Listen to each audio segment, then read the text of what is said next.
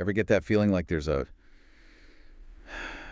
whole other conversation happening, just one you're not in on? Like everyone else got the secret decoder ring for how to like really read people, and you're just kind of stuck with the surface level. Yeah. Well, today we are cracking that code, thanks to the amazing folks over at London Heartbeat Z Academy. Absolutely. This is a deep dive into analyzing people.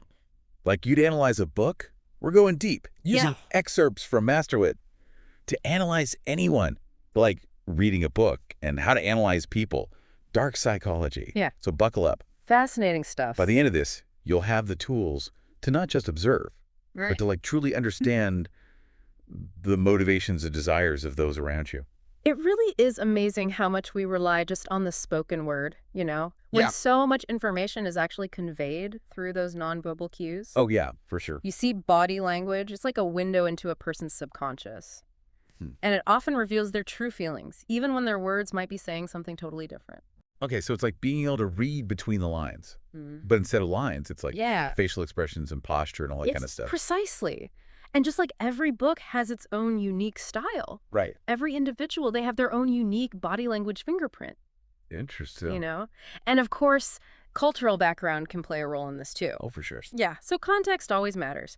But let's start with something that I think everyone can practice. Okay. And that is becoming aware of your own body language. So before I try to like decipher everyone else, I need to understand what I'm projecting out there. Exactly. Right. Maybe some mirror time is in order. It's remarkably illuminating. You might be surprised at how your body is kind of betraying your nerves. Oh, yeah. Or how even a slight tilt of your head can change how people perceive you. Wow. Now let's talk about a particularly expressive part of the body. Okay. The eyes. Oh, yeah. Eye contact or the lack thereof. It can be incredibly telling. Yeah, it's like, are they holding your gaze? Are they darting around? Yes. Are they about to fall asleep from boredom? Eyes can definitely tell a story. Indeed, dilated pupils, for example, can be a subconscious sign of interest. Whereas shifty eyes, those might suggest some discomfort or even deception. But remember, we're looking for clusters of cues here. Right. Not making judgments based on just a single glance. So it's not a one blink and you're lying kind of deal. Exactly. Gotcha. What about the mouth? Aside from the obvious words coming out of it, right. Are there tells there too? More than you might think. A tight-lipped smile, for instance, could suggest forced pleasantries or intense concentration. Oh, interesting. While someone who's frequently touching their mouth, they might be subconsciously trying to soothe anxieties. It's crazy how these seemingly small things can be so loaded. It is. Now, I've always thought nodding was like a pretty universal sign of agreement. Am I wrong? Well, nodding can certainly indicate agreement. Good. But it's not always so straightforward. Sometimes it's simply a way of signaling that you're listening. Oh, okay. Or even an attempt to try and hurry the conversation along. Interesting. And believe it or not, it can even be used to feign agreement. Really? When someone actually disagrees. Okay. That's a little sneaky. A little bit. Guess it pays to be attentive. Speaking of sneaky, Yeah. what about the way people position their hands and arms? Yeah. Is that giving anything away? Think of crossed arms. It's like creating a physical barrier. Yeah. Often indicating defensiveness or resistance. Okay. But open palms, on the other hand, suggest receptiveness and honesty. But again, it's about patterns, not isolated incidents. Right, because someone might just be cold and crossing their arms for warmth. Exactly. Not every arm cross means they hate my idea. Precisely. It's about combining these individual cues into a broader understanding of the person. Okay. And once you start to grasp this, this language of body language, Right. you can even use it to subtly guide conversations. Yeah, really? Like I can make someone agree with me just by standing a certain way? It's not about forcing agreement, Okay. but it's about creating an environment that is more conducive to connection. I see. So ditch those ums and the throat clearing, all those things signal uncertainty. Oh, yeah. Instead, observe your conversation partner. Do they look like you're about to speak? Uh-huh. Lean in slightly yourself. Show that you're engaged. Okay. If there's a lull, maybe ask a question about something that you've observed in their body language. It's about subtle cues and invitations, not manipulation. Subtlety is key. So I'm not going to break out into an interpretive dance to make my point. Right. But I can use my body to kind of create a more positive flow. Right. You got it. Right. And speaking of positive, let's move beyond the purely physical Okay. and into the realm of psychology. Yeah. As complex and as beautiful as the human mind is, Yeah. there's some fascinating patterns in how we connect with one another. Okay, so we're going deeper now. Yeah, Past the outer shell and into the why behind people's actions. exactly. One of the most surprising things is the power of vulnerability. You see, by allowing ourselves to be seen as imperfect, Yeah. not afraid to ask for help, we actually become more relatable. So you're saying it's okay to not have all the answers, to admit when I need a hand. Yes. That goes against everything I learned in corporate training. Of course there's a balance. Right. It's not about oversharing or constantly seeking validation, Okay. but admitting a flaw, asking for a small favor. Yeah. These things create a sense of shared humanity. Because we've all been there, Right? like needing that little bit of support. Exactly. So it makes the other person more likely to then open up in return. Precisely. It taps into our fundamental human need for connection. And speaking of connection, one of the simplest yet most effective ways to foster that is using someone's name. I know. I always perk up when someone remembers my name in a crowded room. Of course. Makes you feel seen. Exactly. It shows you're not just another face in the crowd. Right. Now, this next one might sound a little odd, but it ties back to that mirroring that we talked about earlier. Subtly imitating someone's behavior, not in a mocking way, Right.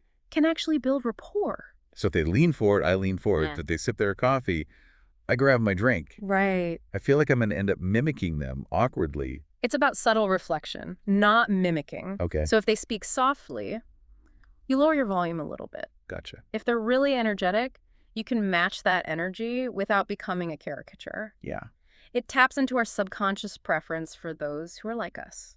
I see. Okay, so subtlety is the name of the game here. Yes. Now, what about flattery? Is that a legit tactic or just like slimy salesmanship?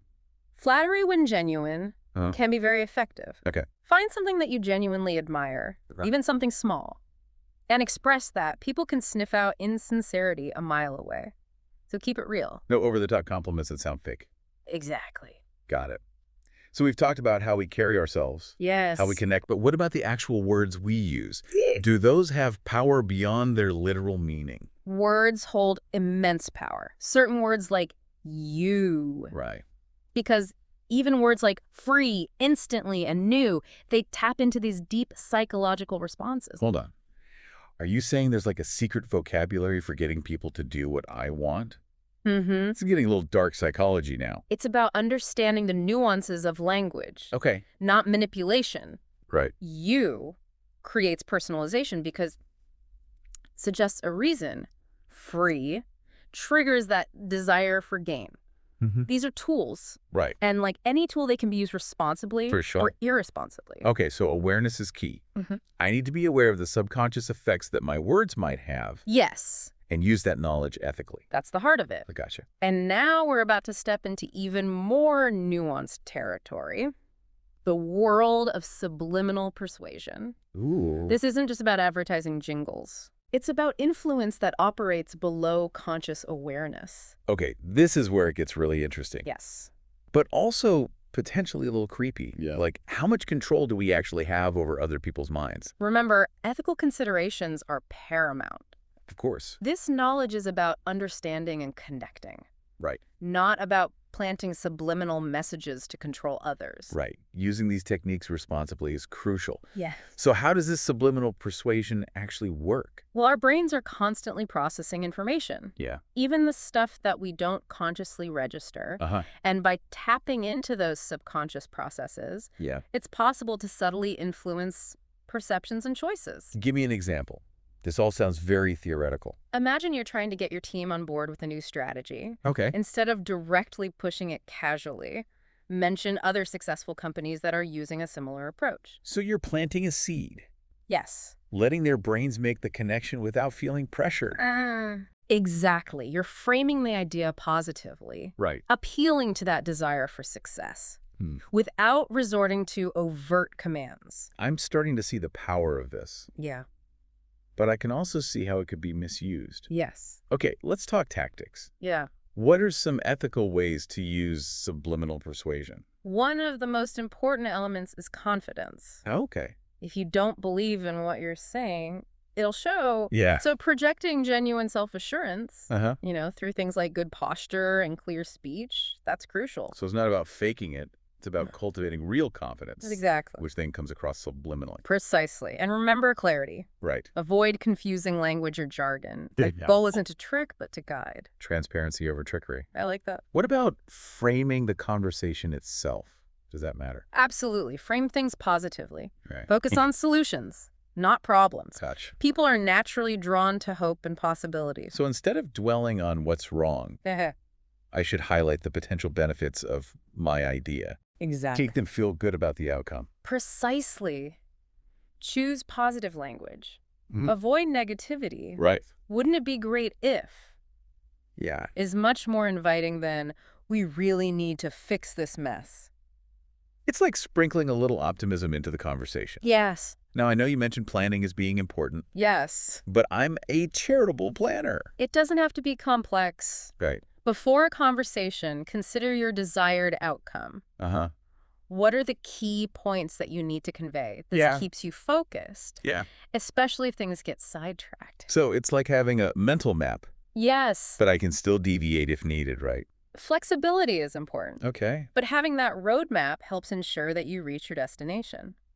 I like that. Now, we've talked a lot about words and subtle cues, Yeah. but let's not forget the impact of, well, ourselves. You mean like how I dress, how I smell, all that superficial stuff? I thought we were past that. It's not superficial, it's physical persuasion. Oh, okay. How you present yourself sends a powerful message.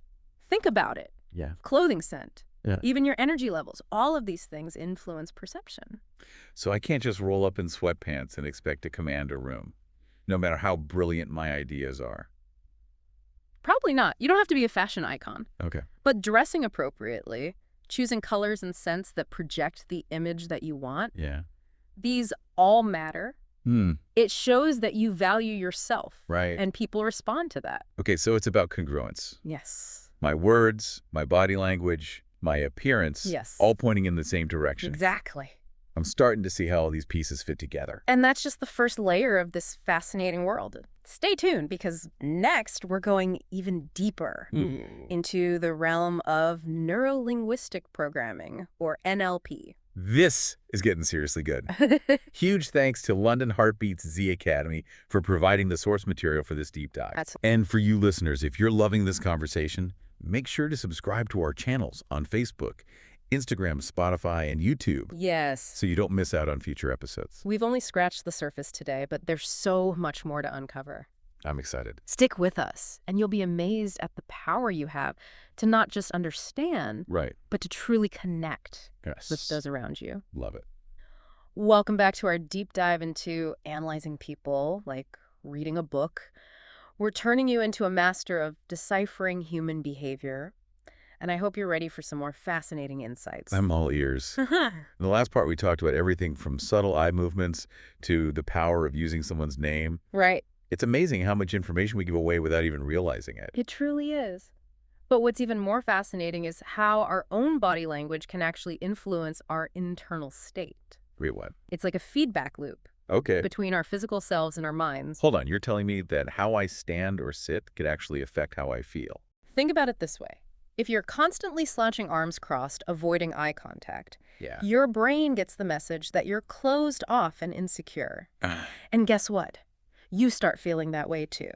So it's like a self-fulfilling prophecy of sorts. Our body language reinforces our emotions? Precisely. But here's the exciting part. This works in reverse too. Okay. By consciously adopting more open and expansive body language, standing tall, shoulders back, making eye contact, you signal confidence and openness to your brain. And that can actually make you feel more confident. So it's like a little confidence hack.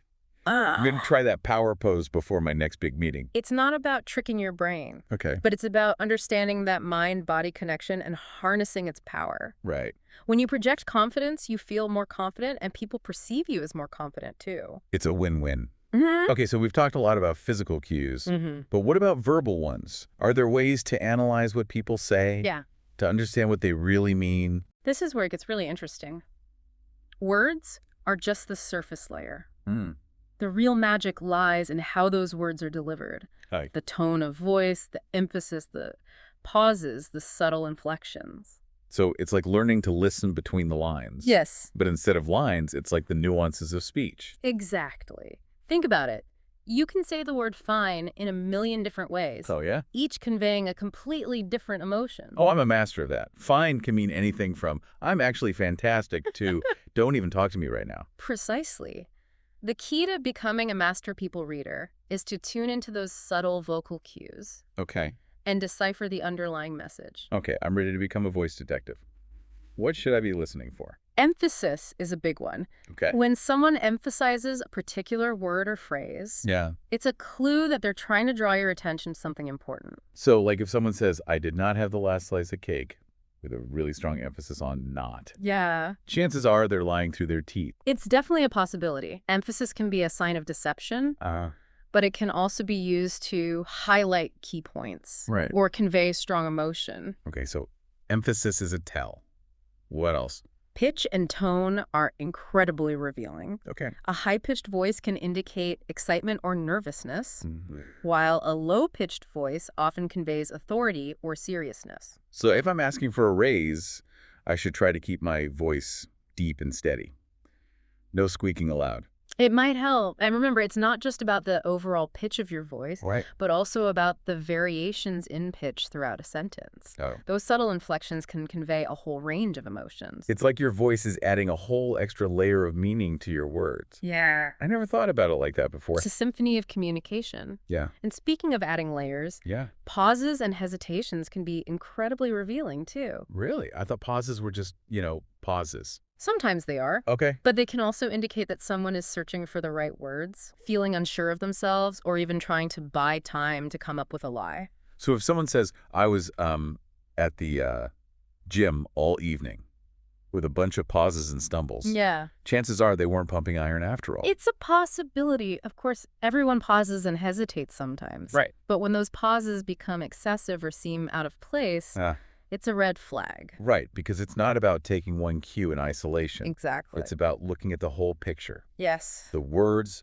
the voice, the body language, everything. Exactly. And speaking of the whole picture context is absolutely crucial when analyzing verbal cues. Oh, for sure. The same phrase can have completely different meanings depending on the situation. So that's interesting. Can be genuine curiosity or dripping with sarcasm, Yes. depending on the tone and the context. Precisely. It's like a linguistic puzzle, and the more pieces you have, the clearer the image becomes. But here's a question. Yeah. What if someone is really good at hiding their true feelings?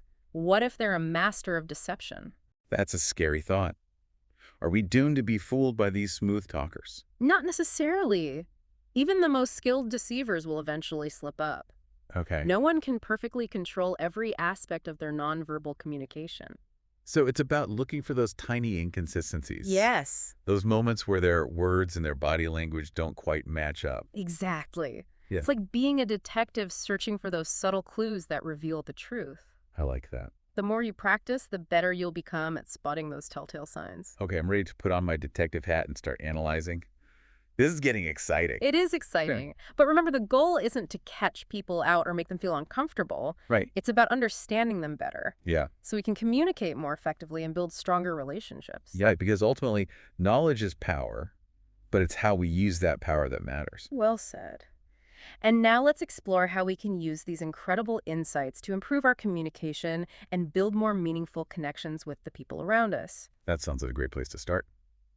I'm all for better communication and stronger relationships. Welcome back to the final part of our deep dive into analyzing people, like reading a book. I feel like I've already learned so much.